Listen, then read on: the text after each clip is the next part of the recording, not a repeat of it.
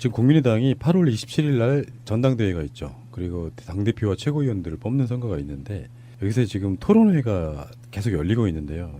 재밌는 말이 나와서 잠깐 언급하고 넘어가겠습니다. 안철수 씨의 발언입니다.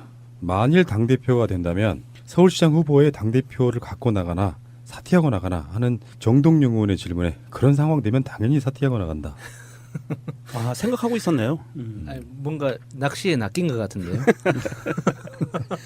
핵심은 저는 그렇게 봐요. 서울시장 선거에 나갈 생각은 없어요. 왜냐하면 떨어질 게 명확한 선거입니다. 네. 안철수가 단독으로 나가면 어떤 상황에서도 캐스팅 보트조차 못할 거예요. 제가 봤을 때는. 예. 그러니까 이 사람은 노원병의 우리 황청화 후보 만만하니까. 아니 이제 그거는 이제 민주당에서도 고민을 하겠지만 저는 황청화 후보가 안철수랑 붙는 거는 스토리 만들 수 있다고 보는 사람이라 당장이 뭐 약체인 걸로만 생각하지 말아주시고요. 이야기 나온 김에 그 이야기 먼저 좀 해주세요. 한명숙 총리 나오시는 거 한 번 더. 8월 23일이죠. 예. 이 방송이 내일. 나가고 나면 내일이네요. 네. 예. 8월 23일 수요일 새벽 5시에 의정부교도소에서 출소하십니다. 만기 출소입니다. 예. 여기에 황청화 위원장을 포함해서 많은 분들이 갈 거고요. 거기 가고 싶으신 분들은 이런저런 교통수단을 사용해서 오시면 되고요. 뭐 백합꽃이라든지 이런 꽃도 좀 준비해 주시면 더 좋을 것 같아요. 그런데 어쨌건 안철수 씨는 서울시장 나가는 건 그냥 페이크라고 하죠. 페이크. 사람들이 거기 이미지 모아져 있을 때 아, 마치 나중에 큰 양보를 하는 것처럼 그러면 나는 지역구나 나갈게. 성동격서. 예. 아, 그런 게 아닐까 싶어요. 지금 이거는 뭐 당연히 국민의당에서는 정말로 국민의당을 살리고 싶으시면은 당대표로 나오실 게 아니라 서울시장 선거를 나가서 당의 존재감을 보여주셔야죠 하는 요구들에 대한 답인데 본의 아니게 박원순 시장님 입장에서는 이제 가슴이 약간 콩닥거리는 부분이 있을 거라고 봐요. 예, 박원순 시장 성향상 이걸 밟아버릴 수도 없고 그런 성향도 아니잖아요. 아주 아작을 낼 수도 없고. 양보를 받은 입장이라. 그렇지. 또 박원순 시장이 좀 착해요. 근데 그때는 상황이 완전 다르잖아요. 그렇죠, 다르죠. 예. 예. 알려지지 않은 인물이었어요, 박원순은. 안철수는 굉장히 많이 알려진 인물이었고. 근데 그거 보셨습니까? 이현주가 안철수를 디스하는데 이러더라고요. 사위가 그러니까 뭐 전라도의 사위 이렇게 하고 거잖아요. 사위가 밖에서도 이렇게 칭찬받고 그런 사위여야지. 처갓집에 와도 암탉 잡아주고 그러지. 밖에서는 욕 드시고 왜 처갓집에 와서 사위 받아달라고 하냐고. 살충제 뿌린 닭은 줄 수 있어요. 왜 이래? 안철수 씨를 그렇게 욕하시더라고. 이현주가요? 이현주 세요. 요즘에. 세네. 그러니까 아무리 그게 연기거나 트릭이라고 해도요. 제 생각에는 어떤 의도를 갖고 막 해보면 그래서 제가 김현 의원이 했던 말을 좀 상당히 마음으로 이렇게 와닿게 했던 게 이현주 스타일을 니들은 모른다 이거잖아요. 정치인들만 알잖아. 그분들이 봤을 때 이현주는 안철수랑 짬짬이로 나간 선거가 아니야. 빡쳐서 나간 거야 이렇게 빡쳐서 얘기했죠. 안 받아주니까 빡쳐서. 근데 실제로 그런 식으로 모양을 많이 보여주고 있는데 정치인들은 정말 정치는 생물이라고요. 또 어떤 상황이 되면 어떤 연대를 할지는 몰라요. 그러니까 안철수가 뒤에서 음. 야 내가 뭐 한 자리 줄게 밀어 그러면 또 할 수도 있겠네요. 그러려고 나갔다라기보다는 캐릭터상 그렇게 깊은 뜻을 갖고 나갈 수 없는 인물이라는 게 평이고. 근데 나중에 또 어떤 정치적 상황이 바뀌어가지고 이거를 뭐 안철수와 연대하는 쪽, 뭐 단일화 이렇게 이런 개념으로 하는 쪽으로 가면 또 그러려고 같이 하는 그런 식의 결과를 받아들이는 건 뭔가 좀 다르다는 거죠 이야기가. 선거 과정에서는 가장 유력한 후보를 까는 것이 선거의 일종의 철칙 같은 것이 있잖아요. 맞아요. 네, 맞아요. 그렇다 보니까 이현주 입장에서는 안철수를 막 비판하는 것들이 자기 존재감 부각시키긴 좋아요. 그래야 언론에 어떤 기사도 나오고 그러는 것이거든요. 그러면서 감정이 점점 망가져 가는 거예요. 내가 속으로 그렇게 시작하려고 준비했더라도 좀 시간이 지나고 나서 감정이 나 죽어도 못 먹어도 고 이렇게 되는 거예요.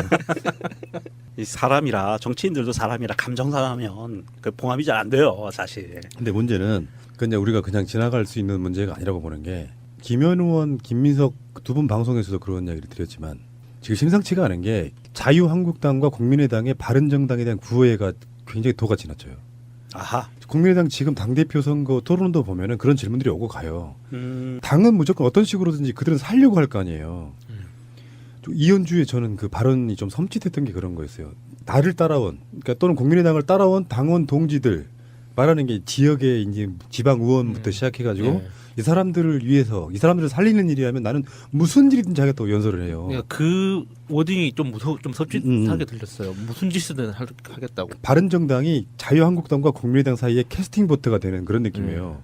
그러다 보니까 이혜원도 발언을 세게 해야 됩니다. 왜냐하면 자기들보다 훨씬 큰 당들이 자기들 연대 또는 흡수, 그러니까 주체가 아니라 보조 수단으로서 지금 계속 이야기를 하고 있는 분위기다 보니까 이해운의 워딩이 세지는 거. 그렇게 되는 건가요? 네. 존재감을 계속 나타내야 되니까. 우리는 합리적 보수야. 왜 니들한테 우리가 흡수되니? 우리 쪽으로 와 이렇게 되는 거죠. 그래서 이제 합리적 보수에서 합리적을 빼고 그냥 보수가 되기 위해서 이해운이 더 세게 나가는 거군요. 이제 우려스러운 건 이제 바른 정당 사람들이야 실제로 그 뿌리가 있기 때문에 언젠가는 돌아간다고 보잖아요. 누구나 다. 그렇죠. 예. 돌아가지는 않더라도 합치게 된다고 보는데 국민의당 내부적으로는 이렇게 되는 거예요. 더불어민주당에서 안 받아줄 게 자명한 사람들은 결국은 살아남으려면 바른정당과 연대 또는 합당할 수밖에 없어요.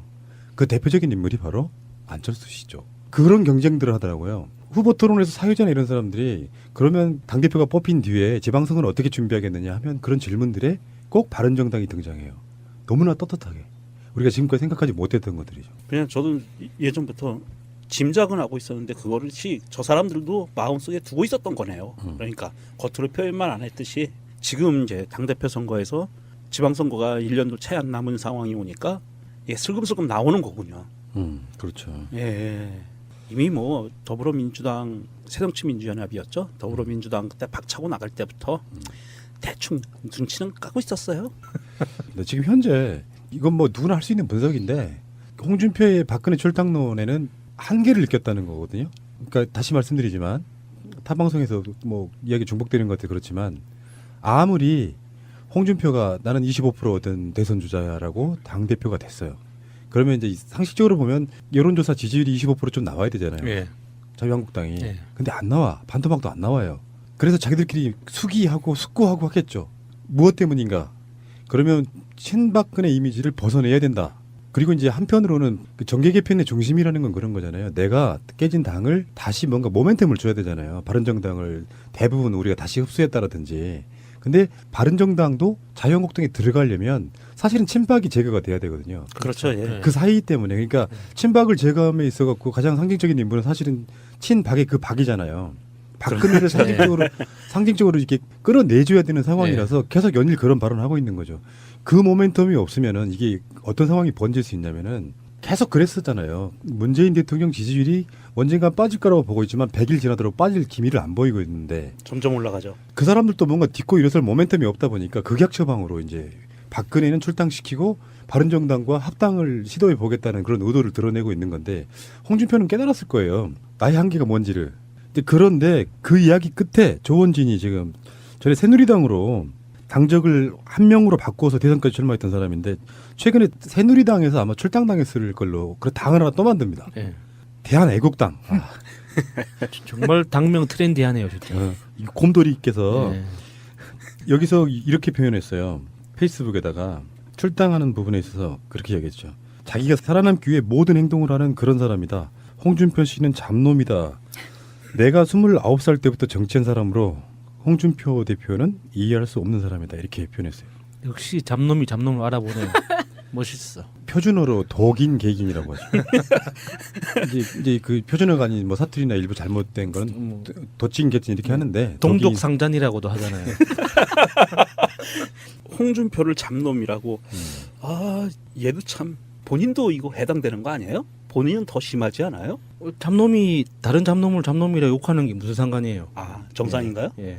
그렇구나. 그런 건 있는 것 같아요. 저쪽에 그들 간에도 생각들이라는 게 있는데요. 정치라는 거 그런 명분이 있다고 봐요. 박근혜가 뭘 잘못했냐 하는 사람도 있죠. 저쪽 사람들도. 여전히 있죠. 많아요. 예. 예. 국민적 공감이 없을 뿐이지 그들 사이에는 그 맹신 같은 게 있어요.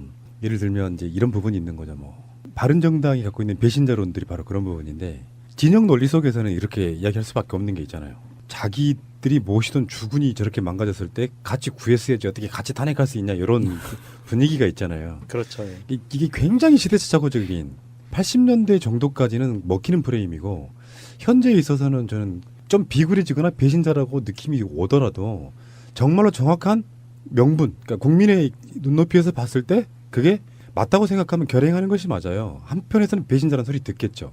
실제로 그런 배신자라는 소리 듣는 분들이 현재 지금 여권에도 많이 있어요. 네. 어떤 배신과 안 배신의 프레임 속에 막 힘들어하시는 분들이 꽤 있어요. 근데 그런 부분에 있어 갖고는 저는 이렇게 생각합니다. 저희 방송의 출연자들이랑 연관이 있었고 좀 그렇긴 한데 김민석 원장 노무현 대통령에 대한 예. 배신으로 받아들여지잖아요. 그 내용 중에는 그냥 단순하게 배신 프레임에 섞여서 있는 사람만은 저는 아니라고 보거든요. 예. 그 당시에 상황으로 들어가 보면 예. 위치가 예. 그렇죠. 예. 본인 입장에서는 정말 절박했던 부분이 있었을 거라고 보고 그런 점들이 좀 노무현 대통령을 지지했던 우리 같은 사람들한테는 미안했던 부분이 있었을 거고 근데 진짜 중요한 문제는 그런 상황을 만들어 놓고 와서 열과성을 다해서 그런 빚을 갚아내서 다시 자기 편이 된다는 건 굉장히 어려운 일인 거예요. 왜 역배의 그러냐면 노력이 필요하죠. 예. 송 작가 이야기도 바로 그런 건데 아무리 노력해봐야 너는 배신자여서라는 그 낙인들 때문에 그래서 사실은 이제 한국적 문화는 그런 거 있죠. 굉장히 많이 알려진 인물이었고 근데 그거 보셨습니까? 이현주가 안철수를 디스하는데 이러더라고요. 사위가 그러니까 뭐 전라도의 사위 이렇게 하는 거잖아요. 사위가 밖에서도 이렇게 칭찬받고 그런 사위여야지. 처갓집에 와도 암탉 잡아주고 그러지. 밖에서는 욕 드시고 왜 처갓집에 와서 사위 받아달라고 하냐고. 살충제 뿌린 닭은 줄 수 있어요. 왜 이래? 안철수 씨를 그렇게 욕하시더라고. 이현주가요? 이현주 세요. 요즘에. 세네. 그러니까 아무리 그게 연기거나 트릭이라고 해도요. 제 생각에는 어떤 의도를 갖고 막 해보면 그래서 제가 김현 의원이 했던 말을 좀 상당히 마음으로 이렇게 와닿게 했던 게 이현주 스타일을 니들은 모른다 이거잖아요. 정치인들만 알잖아. 그분들이 봤을 때 이현주는 안철수랑 짬짬이로 나간 선거가 아니야. 빡쳐서 나간 거야. 서울시장 나가는 건 그냥 페이크라고 하죠. 페이크. 사람들이 거기 이미지 모아져 있을 때 아. 마치 나중에 큰 양보를 하는 것처럼 그러면 나는 지역구나 나갈게. 성동격서. 예. 아하. 그런 게 아닐까 싶어요. 지금 이거는 뭐 당연히 국민의당에서는 정말로 국민의당을 살리고 싶으시면은 당대표로 나오실 게 아니라 서울시장 선거를 나가서 당의 존재감을 보여주셔야죠 하는 요구들에 대한 답인데 본의 아니게 박원순 시장님 입장에서는 이제 가슴이 약간 콩닥거리는 부분이 있을 거라고 봐요. 예, 박원순 시장 성향상 이걸 밟아버릴 수도 없고 그런 성향도 아니잖아요. 아주 아작을 낼 수도 없고. 양보를 받은 입장이라. 그렇지. 또 박원순 시장이 좀 착해요. 근데 그때는 상황이 완전 다르잖아요. 그렇죠. 다르죠. 예. 예. 알려지지 않은 인물이었어요. 박원순은. 안철수는 이렇게 빡쳐서 얘기했죠. 안 받아주니까 빡쳐서. 근데 실제로 그런 식으로 모양을 많이 보여주고 있는데 정치인들은 정말 정치는 생물이라고요. 또 어떤 상황이 되면 어떤 연대를 할지는 몰라요. 그러니까 그게 안철수가 뒤에서 야 내가 뭐 한 자리 줄게 밀어 그러면 또 할 수도 있겠네요. 그러려고 나갔다라기보다는 캐릭터상 그렇게 깊은 뜻을 갖고 나갈 수 없는 인물이라는 게 평이고. 근데 나중에 또 어떤 정치적 상황이 바뀌어가지고 이거를 뭐 안철수와 연대하는 쪽, 뭐 단일화 이렇게 이런 개념으로 하는 쪽으로 가면 또 그러려고 같이 하는 그런 식의 결과를 받아들이는 건 뭔가 좀 다르다는 거죠, 이야기가. 선거 과정에서는 가장 유력한 후보를 까는 것이 선거의 일종의 철칙 같은 것이 있잖아요. 맞아요. 네, 맞아요. 그렇다 보니까 이현주 입장에서는 안철수를 막 비판하는 것들이 자기 존재감 부각시키긴 좋아요. 그래야 언론에 어떤 기사도 나오고 그러는 것이 제가 봤을 때는. 예. 그러니까 이 사람은 노원병의 우리 황청화 후보. 만만하니까. 아니 이제 그거는 이제 민주당에서도 고민을 하겠지만 저는 황청화 후보가 안철수랑 붙는 거는 스토리 만들 수 있다고 보는 사람이라 당장의 뭐 약체인 걸로만 생각하지 말아주시고요. 이야기 나온 김에 그 이야기 먼저 좀 해주세요. 한명숙 총리 나오시는 거 한 번 더. 8월 23일이죠. 예. 이 방송이 내일. 나가고 나면 내일이네요. 네. 예. 8월 23일 수요일 새벽 5시에 의정부교도소에서 출소하십니다. 만기 출소입니다. 예. 여기에 황청화 위원장을 포함해서 많은 분들이 갈 거고요. 거기 가고 싶으신 분들은 이런저런 교통수단을 사용해서 오시면 되고요. 뭐 백합꽃이라든지 이런 꽃도 좀 준비해 주시면 더 좋을 것 같아요. 그런데 어쨌건 안철수 씨는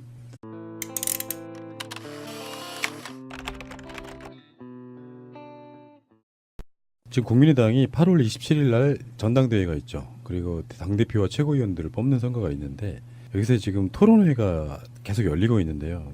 재밌는 말이 나와서 잠깐 언급하고 넘어가겠습니다. 안철수 씨의 발언입니다. 만일 당대표가 된다면 서울시장 후보의 당대표를 갖고 나가나 사퇴하고 나가나 하는 정동영 의원의 질문에 그런 상황 되면 당연히 사퇴하고 나간다. 아, 생각하고 있었네요. 아니, 뭔가 낚시에 낚인 것 같은데요.